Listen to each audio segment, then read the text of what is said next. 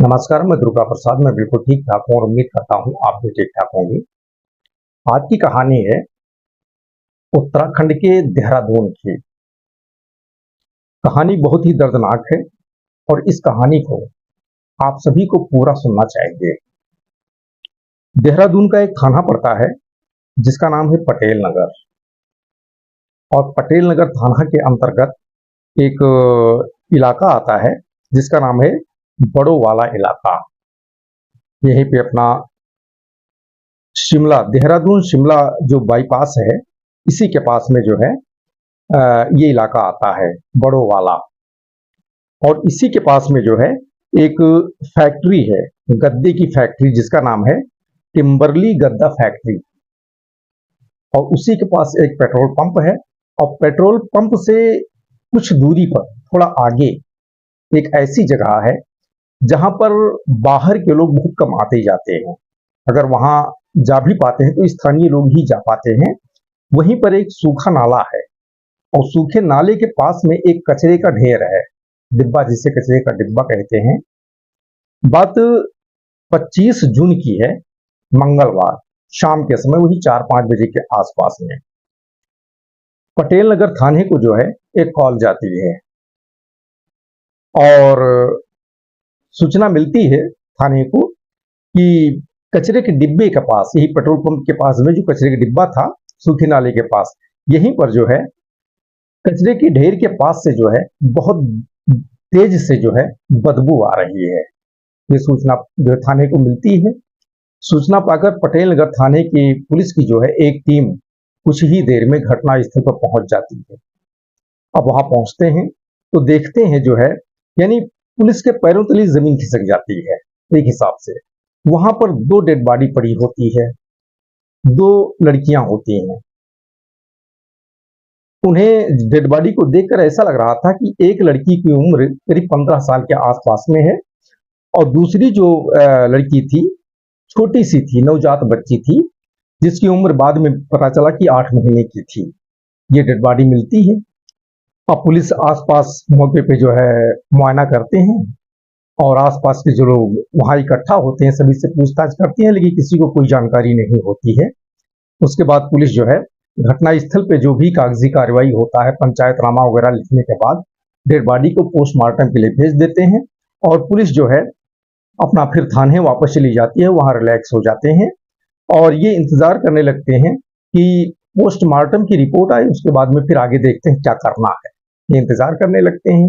25 जून की बात है, शाम के समय, मंगलवार को। और फिर दूसरा दिन आ जाता है, वो दिन पूरा बीत जाता है, दूसरा दिन आ जाता है 26 जून। तो 26 जून को वही 3-4 बजे के आसपास में वहीं से फिर से एक फोन आता है उसी इलाके से कि सर, उसी जहां पे कल डबल डेड बॉडी मिली थी, 2 लाश मिली थी, वहीं कचरे के ढेर से जो है फिर से एक बार बहुत तेज की बदबू आ रही है।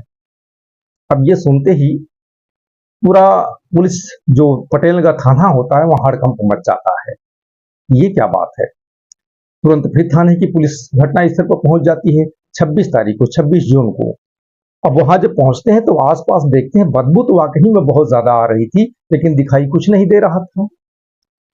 अब पुलिस जो है वहां जो कचरे का कबाड़ इकट्ठा था, ढेर था, उसको इधर उधर तितर बितर करते हैं, तो उसमें जो है एक गद्दा दिखाई देता है। गद्दा देखकर ऐसा लग रहा था कि उसके अंदर कुछ लपेटा हुआ है। अब पुलिस की टीम जो है उस गद्दे को खोलती है, तो जो मंजर होता है देखकर चौंक जाती है, हैरान हो जाती है। उसके अंदर एक महिला की डेड बॉडी लपेटी होती है। अब पुलिस जो है उस डेड बॉडी को जो है बाहर निकालती है। डेड बॉडी काफी फूल चुकी थी, बाहर निकालते हैं, और उसके बाद फिर से मौके पर मुआयना करते हैं। आसपास जो और भी लोग इकट्ठा होते हैं उनसे भी पूछताछ करते हैं, कोई क्लू नहीं मिलता है। और फिर से एक बार उस महिला की डेड बॉडी का भी जो है पंचायतनामा लिखते हैं, उसके बाद उसे भी पोस्टमार्टम के लिए भेज देते हैं।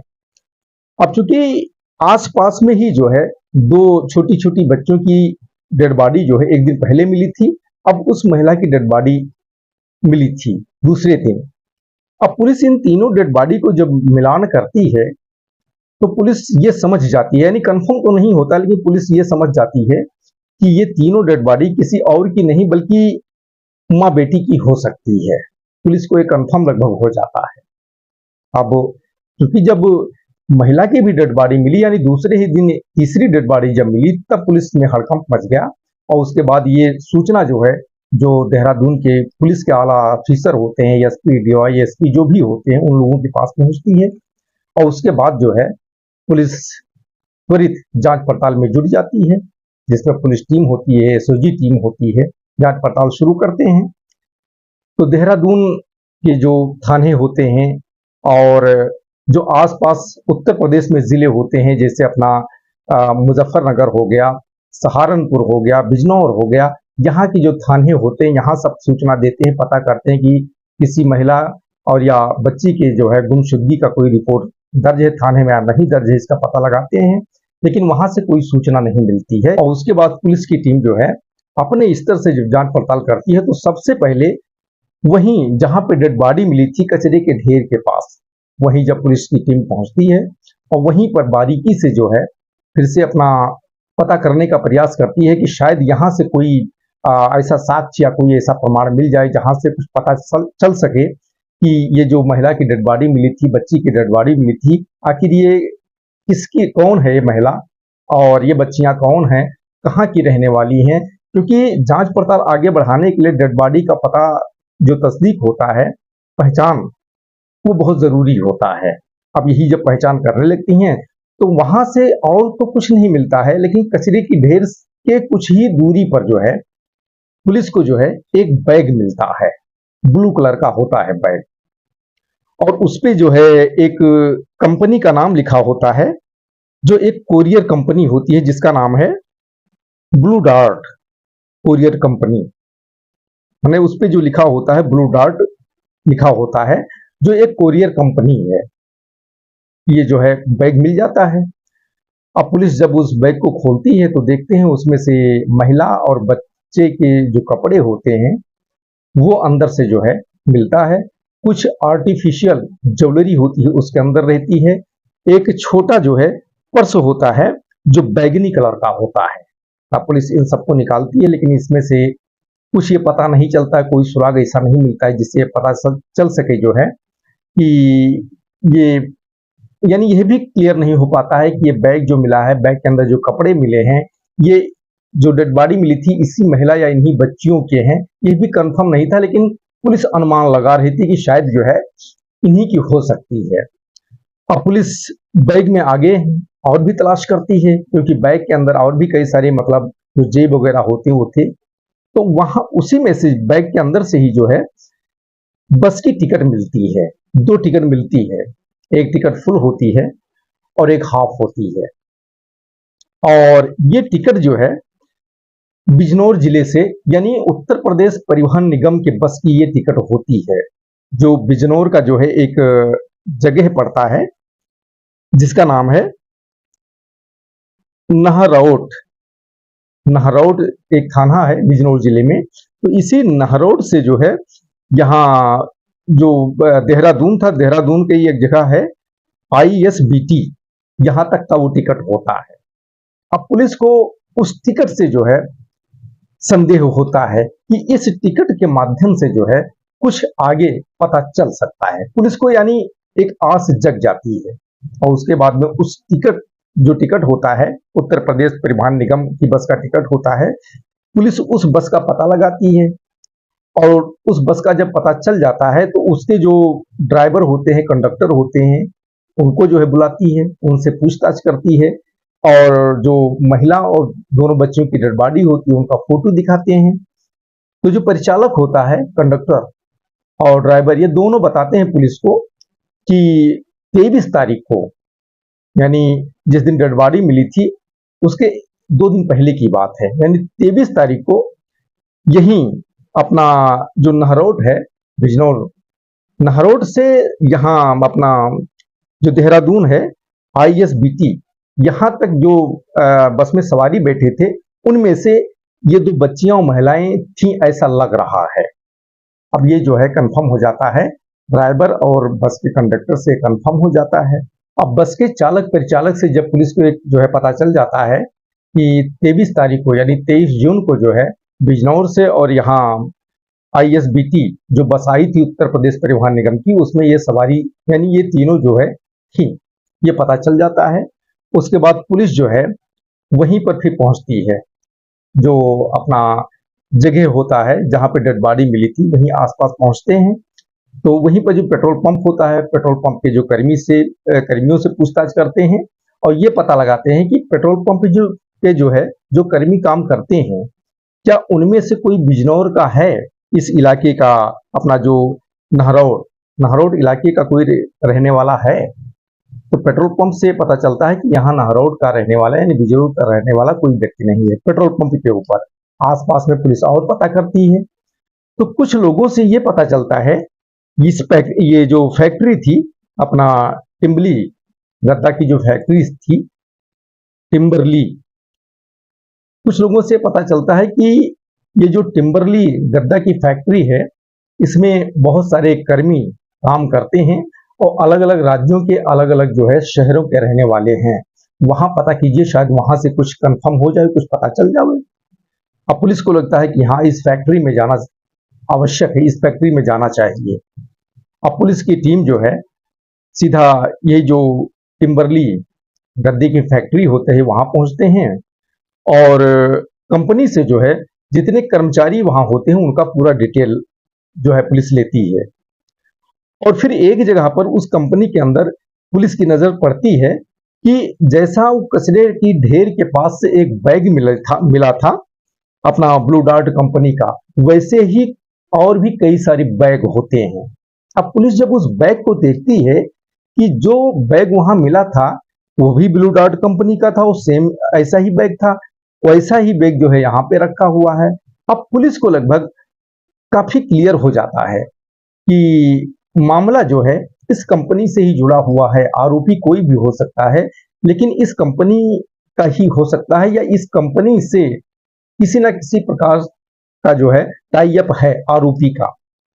पुलिस को जो है ये जो है क्लियर हो जाता है और उसके बाद में पुलिस को जब पूरा जो फैक्ट्री के अंदर काम करने वाले कर्मी होते हैं उनका जब पूरा डिटेल मिल जाता है तो उसमें से पुलिस ये पता करती है कि क्या कोई ऐसा व्यक्ति वहां पर है कर्मी जो बिजनौर का रहने वाला हो, जो नहरौड का जो इलाका है वहां का रहने वाला हो। तो उसमें से पुलिस को पता चल जाता है कि एक व्यक्ति है जिसका नाम होता है हसीन, उम्र करीब 36 साल की होती है। हसीन, पिता का नाम नसीम, 36 साल की उम्र होती है और पता चलता है कि ये जो है यही नहरौड का ही रहने वाला है। अब पुलिस को जो है उस पर संदेह हो जाता है। अब पुलिस जो है हसीन को जो है अपने साथ थाने ले आती है और थाने पे जो है हसीन से जब पूछताछ करती है तो पहले से वो हसीन इधर उधर की बात पुलिस को बताता है, काफी घुमाने का प्रयास करता है, लेकिन जब पुलिस पूछताछ कर रही थी और पुलिस के सवालों का जवाब हसीन दे रहा था तो इसके जवाब से जो है पुलिस को संदेह हो गया इस पे, हसीन पे। और उसके बाद पुलिस जो है कड़ाई से जब पेश आती है तो कुछ ही देर में हसीन टूट जाता है और अपना गुनाह कबूल कर लेता है। अब गुनाह जब वो कबूल कर लेता है तो पुलिस जो है इस घटना से पहले की जो कहानी होती है उस कहानी के बारे में जानना चाहती है।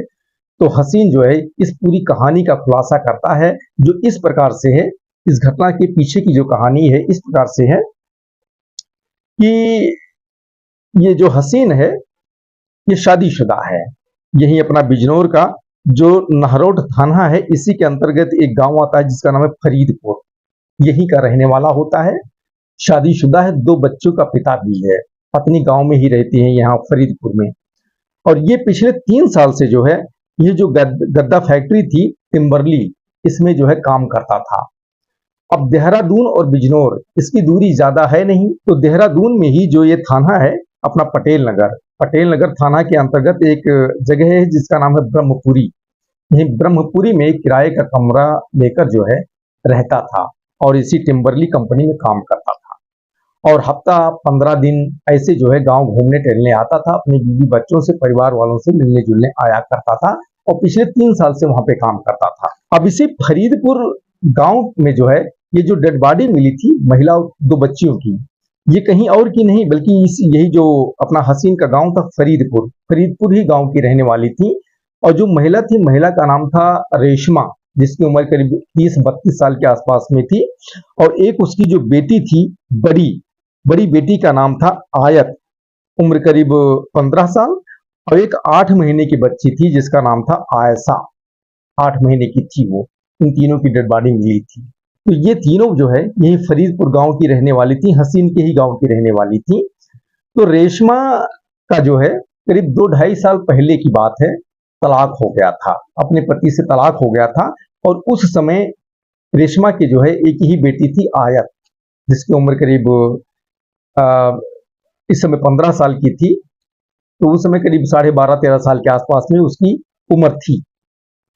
तो जब उसका तलाक हो गया तो जो ये हसीन था, ये गांव अपना हफ्ता 10 दिन 15 दिन पे घूमने आता जाता रहता था। तो गांव जब भी पहुंचता था, घूमता टहलता था। इसी बीच इसकी मुलाकात रेशमा से हो जाती है और इसे पता चल जाता है कि रेशमा का जो है तलाक हो गया है। अब चूंकि हसीन के जो है शादीशुदा था, बीवी थी घर में जो है, और 2 बच्चे थे। तो यहाँ जब रेशमा से इसकी मुलाकात होती है तो रेशमा से भी बातचीत होने लगती है। और बातचीत होते होते रेशमा और हसीन के बीच अफेयर हो जाता है, प्रेम हो जाता है। अब जब इन दोनों के बीच में अफेयर हो जाता है, उसके बाद दोनों के बीच, दोनों युवा थे ही, दोनों के बीच अपना संबंध हो जाते हैं, रिलेशन हो जाते हैं। अब जब रिलेशन हो जाते हैं, क्योंकि रेशमा जो थी तलाकशुदा थी तो उसको भी जरूरत थी। और जो हसीन था, इसकी पत्नी तो थी, लेकिन एक हिसाब से उसकी नीयत खराब हो जाती है क्योंकि रेशमा देखने में अच्छी थी। अब जब दोनों के बीच में रिलेशन हो जाते हैं तो रेशमा और हसीन दोनों एक दूसरे का जो मोबाइल फोन नंबर होता है, फोन नंबर जो है एक दूसरे से जो है अपना शेयर कर लेते हैं। अब क्या था, जब हसीन और रेशमा के बीच में प्रेम संबंध हो जाते हैं तो पहले क्या था, जब हसीन गांव आता था हफ्ता या 10 दिन या 15 दिन पे, तभी दोनों के बीच मुलाकात होती थी, मिलते जुलते थे। लेकिन अब जब दोनों के पास फोन नंबर हो जाता है तो हसीन वहां रहता है देहरादून में, तो भी दोनों के बीच फोन पर बातचीत होती रहती है। और हफ्ता 10 दिन 15 दिन पे आता है तो दोनों के बीच में अपना जो रिलेशन था, उस रिलेशन से संबंधित अपना मिल मुलाकात होती रहती है। ऐसे समय आगे धीरे धीरे बढ़ता है। तो आज से करीब 8 महीना पहले जो है रेशमा को जो है एक बेटी हो जाती है जिसका नाम होता है आयशा। जो अभी बताया था कि जो है उसकी भी डेड बॉडी मिली थी, आयशा पैदा हो जाती है। अब जब उसका जन्म हो जाता है तो रेशमा जो है हसीन से बोलती है कि ये बेटी जो है आपकी ही है, आपके साथ जब संबंध बनाए हैं उसके बाद में ही ये बेटी पैदा हुई है। तो उसे खराब लगता है क्योंकि वो सिर्फ रेशमा के साथ टाइम पास करना चाहता था, लेकिन उसके द्वारा जो है एक बेटी पैदा हो गई। तब उसको दिक्कत होने लगी क्योंकि रेशमा जो है अब हसीन से ये कहने लगी, शादी करने के लिए और साथ में रखने के लिए बात जो है कहने लगी, इतना दिन से हम लोग रिलेशन में हैं, कोई दिक्कत नहीं, लेकिन अब एक बेटी हो गई है, फिर तो अब शादी कर लेना चाहिए और साथ में रहना चाहिए। ये अपना रेशमा जो है हसीन से कहने लगती है। अब हसीन जो है इससे बहाने बनाने लगता है, मुकरने लगता है, क्योंकि ऑलरेडी वो शादीशुदा था, उसकी पत्नी घर में थी, 2 बच्चे घर में थे। तो 2 पत्नी तो रख नहीं सकता था क्योंकि दोनों के बच्चे थे। रेशमा को साथ में रखता तो उसके भी 2 बच्चे हो गए थे। एक बड़ी बेटी थी पहले से ही, अब एक छोटी भी हो गई थी, और 2 बच्चे उसके पहले से ही थे। तो 2 पत्नी और 4 बच्चों को सरवाइव कर पाना, क्योंकि इतनी कमाई जो है इसके पास में नहीं थी, हसीन के पास में, तो वो इधर उधर की बातें अपना घुमाने लगता है। और उसके बाद में फिर हसीन जब अपना काम पे चला आता है यहाँ देहरादून, तो भी अपना रेशमा फोन करती है और शादी करने के लिए जो दबाव बनाती है, और वहीं देहरादून में साथ में रखने के लिए भी बोलती है। और इसी के साथ साथ जो छोटी बेटी थी आयशा, उसके लिए जो है खर्चा भी मांगती है। तो खर्चा तो समय समय पे वो दे दिया करता था, लेकिन शादी करने से वो मुकर रहा था, इनकार कर रहा था, और इसी के साथ साथ साथ में रखना भी नहीं चाहता था, क्योंकि 2 पत्नी और 4 बच्चों का खर्चा वो जो है संभाल पाना उसके लिए मुश्किल था, क्योंकि इतनी कमाई उसके पास में नहीं थी। लेकिन अब जो रेशमा है ये लगातार उसको जो है पीछे पड़ी हुई थी, साथ में रखने के लिए, शादी करने के लिए। इससे जो है, और ये बार बार जो है हसीन मुकरता रहता था, इधर उधर की बातें बनाता रहता था कि यहाँ देहरादून में हमारे पास रहने के लिए जगह नहीं है, ज्यादा कमाई नहीं है, यानी तरह तरह की बातें करके जो है बात को घुमाता रहता था, मुकरता रहता था। अब रेशमा जो है जब ऐसे बात करते करते प्रेशर देते देते कुछ दिन बीत जाता है, करीब 2-3 महीना, 4 महीना और 6 महीना करीब जब बीत जाता है और इसी प्रकार से हसीन घुमाता रहता है, तो रेशमा एक दिन फोन पर जो है हसीन को धमकी देती है पुलिस में क्लेम करने के लिए। अब इससे हसीन काफी डर जाता है, अब वो बहुत ज्यादा परेशान हो जाता है। अब फिर समय आगे बढ़ने लगता है और जिस प्रकार से फोन पर जो है रेशमा और हसीन के साथ बातचीत होती थी और जिस प्रकार से रेशमा लगातार उस पर दबाव बनाती थी साथ में रखने के लिए और इसी के साथ शादी करने के लिए वो बनाती रहती है, और ये जो है हसीन अपना मुकरता रहता है, बातें घुमाता रहता है, वो धमकी भी देती है फिर भी बर्दाश्त करना पड़ता है उसे, और इसी के साथ साथ वो कुछ तरकीब भी ढूंढता रहता है कि किसी तरीके से रेशमा से उसका पीछा छूट जाए। अब इसी प्रकार से समय आगे बीतता रहता है और आ जाता है जून महीना। तो 23 जून को जो है जो रेशमा होती है ये अपने दोनों बेटियों को साथ में लेके और यहीं जो नाहरौट होता है, नाहरौट से उत्तर प्रदेश परिवहन निगम की जो है बस पे सवार हो जाती है और सीधा ये देहरादून पहुंच जाती है, जहां ISBT यहाँ पहुंचकर, और यहाँ जब ये बस से उतरती है तो सीधा जो हसीन होता है उसे कॉल करती है, अपने वहां देहरादून पहुंचने का जो है खबर देती है। उस वक्त जो हसीन था ये अपनी फैक्ट्री में ही था, यानी ये टिम्बरली फैक्ट्री में ही था, वही 9-9:30 बजे के आसपास अपना रेशमा वहां पहुंची थी और उस वक्त वो फैक्ट्री में ही था, लेकिन अकेला ही था, बाकी जो कर्मचारी थे वहां काम करने वाले लोग थे वो जा चुके थे। ये भी वहां फैक्ट्री से अपने कमरे पे जाने के लिए ही तैयारी कर रहा था। अब जैसे इसका फोन पहुंचता है, जैसे वो घबरा उठता है, परेशान हो जाता है। अब वो पहले से ही रेशमा से पीछा छुड़ाना चाहता था, अब वो देहरादून तक पहुंच गई थी और उसके बाद में बोलता है ठीक है रुको वहीं मैं आ रहा हूँ, और उसके बाद अपना मोटरसाइकिल लेता है, सीधा यहाँ पर जो है ISBT पहुंचता है और वहां से जो है रेशमा और उनकी दोनों बेटियों को मोटरसाइकिल पर बैठाता है और सीधा यही फैक्ट्री जो टिम्बरली फैक्ट्री होता है यहाँ लेके पहुंच जाता है। तो यहाँ फैक्ट्री के बाहर एक टीन शेड था, क्योंकि फैक्ट्री तो बंद हो चुकी थी, सब लोग अपने अपने घर जा चुके थे, तो फैक्ट्री के बाहर एक टीन शेड था, उसी के नीचे अपना रोकता है और वहीं पर अपना जो भी गद्दा वगैरह होता है, जो फार्म वगैरह होते हैं, लाता है, देता है, वहीं बिछाते हैं। वहीं पे रेशमा भी बैठती है, दोनों बच्चियां जो होती हैं बैठती हैं, खुद भी बैठता है, बातचीत होने लगती है और अंदर ही अंदर जो हसीन होता है ये अपना प्लान बनाता रहता है कि किसी तरीके से जो है रेशमा को यानी पीछा छुड़ाना है, और ऐसे बातचीत करते करते अंदर ही अंदर वो सोता रहता है और फिर उसके अंदर अचानक प्लान आ जाता है कि रेशमा को यहीं पे समाप्त कर देते हैं, रेशमा को भी और दोनों बेटियों को भी, क्योंकि बहुत ज्यादा परेशान हो चुका था और 2 पत्नी 4 बच्चों को सर्वाइव कर नहीं सकता था। तो ये अंदर ही अंदर जब बात करता रहता है और बात करते करते ही उसके अंदर ये जो है प्लान बन जाता है, और उसके बाद में फिर देर काफी हो चुकी थी, रात को करीब 11-12 बज चुके थे, 10:30-11 बज चुके थे। जो छोटी बच्ची थी आयशा वो भूखी थी, एक जो बच्ची थी आयत 15 साल की वो भी भूखी थी, वो लोग रो रहे थे। तो हसीन कहता है रेशमा से कि ठीक है तुम लोग यहाँ बैठो और मैं मार्केट चला जाता हूँ, देखता हूँ कुछ दुकानें खुली होंगी, वहां से कुछ दूध वगैरह लेके आता हूँ और बच्चियों को जो है अपना पिला खिला दो, तुम भी कुछ खा पी लो। अब वो मार्केट चला जाता है और कुछ ही देर में जो छोटी बच्ची होती है आयशा उसके लिए अपना दूध लेके आता है, और जो बड़ी बेटी होती है आयत और रेशमा और खुद के लिए भी कुछ खाने पीने की चीज लाता है। सब लोग साथ में बैठते हैं, खाते पीते हैं और उसके बाद तब तक रात को करीब 12-12 बज जाते हैं और उसके बाद दोनों बच्चियां जो होती हैं सो जाती हैं, रेशमा भी लेट जाती है और जो हसीन होता है वो भी वहीं पे लेट जाता है और सब लोग सो जाते हैं। अब रेशमा और दोनों बच्चियां तो सो जाती हैं, लेकिन हसीन जो था उसके अंदर तो कुछ और ही षड्यंत्र था और उसे जो है इसी रात को जो है अंजाम देना था। ये प्लान बना लिया था कि रेशमा को और दोनों बच्चियों को जो है खत्म कर देना है, समाप्त कर देना है सेवा। तो उसको तो नींद आ ही नहीं रही थी। अब 12 बजे के आसपास जो है ये सब जो है रेशमा और दोनों बच्चियां जब सो जाती हैं, हसीन भी सोने का नाटक करता है, तो करीब 1-1.5 घंटे बाद, यानी ये रात को 1 से 1:30 बजे के आसपास की बात है, जब हसीन देखता है कि रेशमा और दोनों बच्चियां काफी गहरी नींद में हैं, उसी समय हसीन रेशमा का जो है गला घोंट देता है, गला दबा देता है और उसकी मौत हो जाती है। अब जब रेशमा की मौत हो जाती है तो उसके बाद जो बड़ी बेटी थी आयत, आयत का नाक दबा देता है, गला दबा देता है, उसकी भी मौत हो जाती है। और उसके बाद जो छोटी बेटी होती है 8 महीने की, अपना आयशा, आयशा के साथ भी ऐसा ही करता है। अब तीनों का जो है, तीनों की जो है मौत हो जाती है।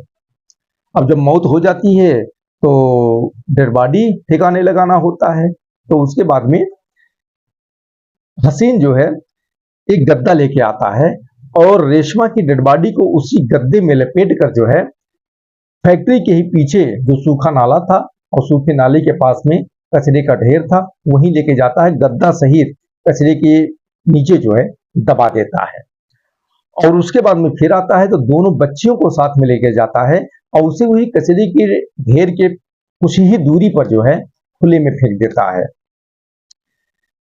और उसके बाद फिर आता है तो रेशमा के जो कपड़े होते हैं, बच्चियों के जो कपड़े होते हैं वो, और रेशमा का जो मोबाइल होता है वो अपने पास रख लेता है।